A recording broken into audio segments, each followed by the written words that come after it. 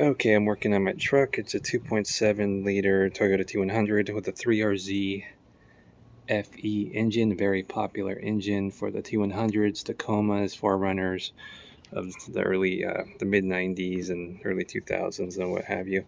Very similar engine in all those vehicles. And I got a code a few days ago, P0402, which is a EGR malfunction, too much exhaust gas going through or something along those lines, which the EGR valve is right here, and a lot of vacuum hoses in the EGR vacuum modulator right here. EGR valves on Toyotas really rarely go bad. I was thinking maybe some carbon got stuck and it wasn't closing or opening properly either, or which is very possible. So all you got to do is unbolt it and clean it out with carb cleaner, throttle body cleaners, brake cleaner, whatever. So I reset the code thinking it was a fluke, maybe some carbon got stuck in there. Reset the code. It did reset eventually, but got the green light on my code reader, meaning all things are good until it triggered, very shortly after, not very long after that. The most popular thing is the vacuum switching valve, which, if I could focus right there, and it kind of does the throttle body and modulator and the EGR valve. That's how it connects. So that's a very popular thing to go bad on this when you get that code on your Toyota. So it's on these engines, it's under here and inside the intake here. Not too bad to get off. It's a 12 millimeter, and there's 2 vacuum hoses going to it. I marked the hoses. I don't know how critical that is. It probably isn't. So I went ahead and removed that. There's a wiring harness, which the locking clip broke because all these harnesses, the locking clips are very brittle once they get so old here. Which the clip is right there. Sometimes they sell new harnesses on eBay and Amazon, so if not, I'll just have to glue it on with some silicone or something. Not the end of the world. So that's the code. That's the OEM part number 90910-12065. And as you see, it's really just an ASIN valve. So if you buy it from Toyota, you're going to pay twice as much. So I would just buy it on Rock Auto or Amazon. And so we'll go ahead and test it. You see, it's just very simple. You could test it by giving it 12 volts, see if it clicks. And or you could ohm it out, which I'm going to ohm it out and show you that the coil, basically it's just a solenoid coil. It's a solenoid valve, obviously. So I'll show you how to do that. Okay, so you see there's 2 prongs in there, so I'm going to get my leads. I got some alligator leads just to make my life a little easier. You could just use the standard regular leads on them, but I'm going to put those on and show you what you're looking at. So on this meter we have ohms in the continuity test, which means the beep. It just tells you if your circuit is good.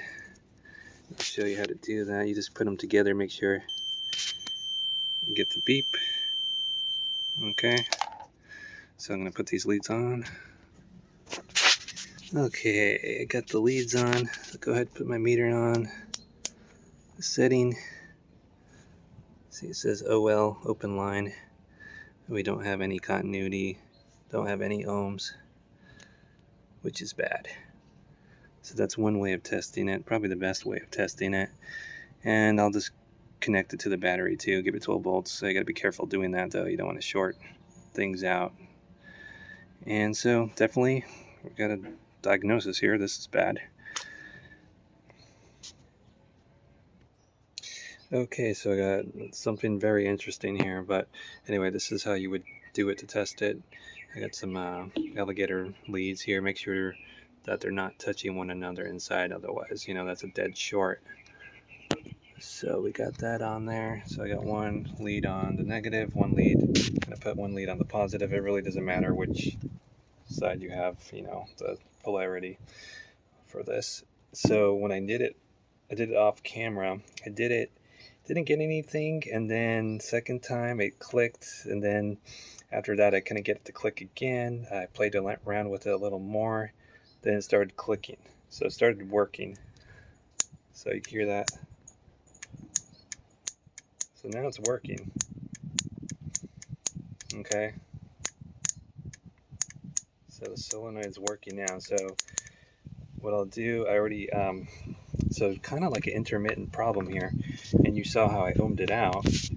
And so I ohmed it out again off camera, and then I've started to read ohms again. So it's really strange that it's an intermittent coil short, or not a short, or open line. Something's going wrong with it, obviously. So we'll go ahead and show you that. I'm going to ohm it out again. Okay, I got my leads back on there, my meter leads. I'm going to put it on ohms. Okay, now we essentially have 38 ohms, practically 37.8, and we'll put it back on the other continuity one.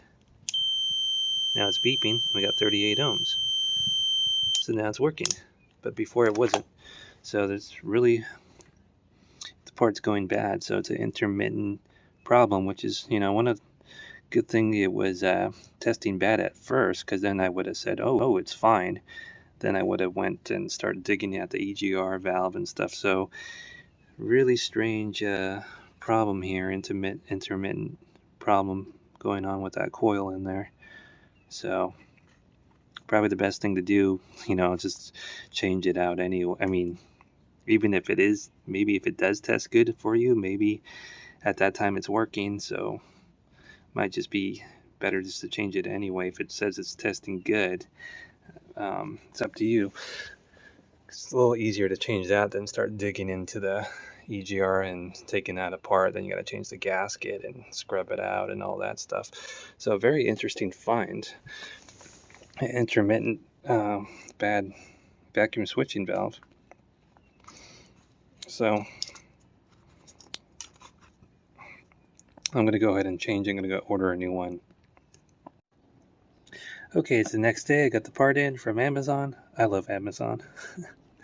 That's the ASIN vacuum switch valve VST 0-001, made in Japan.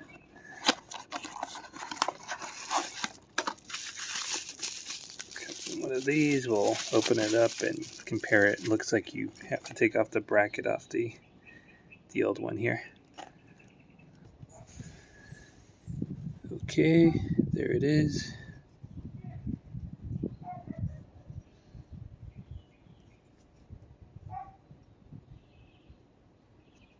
Let's see, because like that, it looks the same. Has that little locking tab there. It's the same thing, only you got to remove this bracket. A lot of these Phillips screws on these Toyotas are pretty tight, so got to be careful removing that. Yep, that's it. Let's open out the new one for fun. Okay, got it connected there. So pretty close to 36 ohms, pretty close to the other old one, 38. Like I said, that one was acting funky, so we'll go ahead and replace it, and hopefully that will fix the problem. I think it will, because we tested it and it malfunctioned a couple times, and I made sure all my leads were correct. I'm pretty confident that everything I did was correct, so